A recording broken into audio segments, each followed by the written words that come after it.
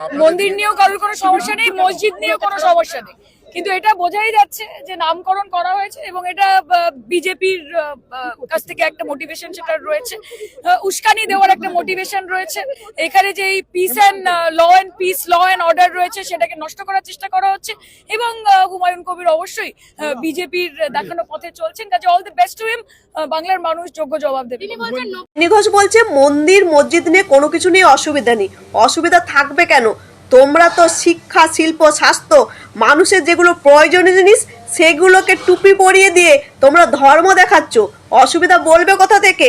কারণ তোমাদেরই তো চটি বুড়ি জগন্নাথ ধাম বানিয়েছে সবার ট্যাক্সের টাকায়।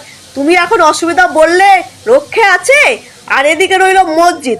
এখন যদি বলো যে আমরা মসজিদে অসুবিধা আছে, তাহলে যে 2026-এ ভোট জুটবে না, তার জন্য তো তোমায় বলতে হবে আমার অসুবিধা নেই। 2024 সালেও তো বলেছিল হুমায়ুন কবির আমি মসজিদ বানাবো, তখন তো সাসপেন্ড করলে না?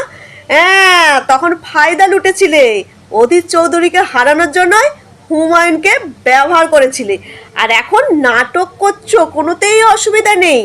বলছি মানুষের যেগুলো প্রয়োজনীয় সেগুলোকে না করে তোমরা তো চারিদিকে দুর্নীতি করছো, চুরি চামারি করে বেড়াচ্ছ। দুর্নীতির কোনো শেষ আছে? এই যে স্কুল, সরকারি স্কুল তো বন্ধের পথে। সরকারি স্কুলগুলো তো মানে টিচার নেই, শিক্ষক নেই। আর যেসব শিক্ষকের প্রয়োজন তোমরা কি করছো?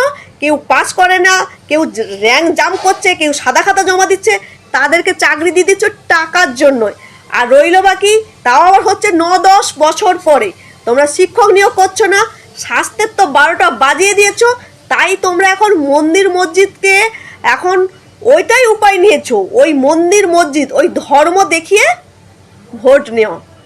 কিন্তু তোমরা দুই দিকে থাকলে তো হবে না, সবাই তো তোমাদের মুখোশটা জেনে গেছে, বুঝলে? সবাই জেনে গেছে।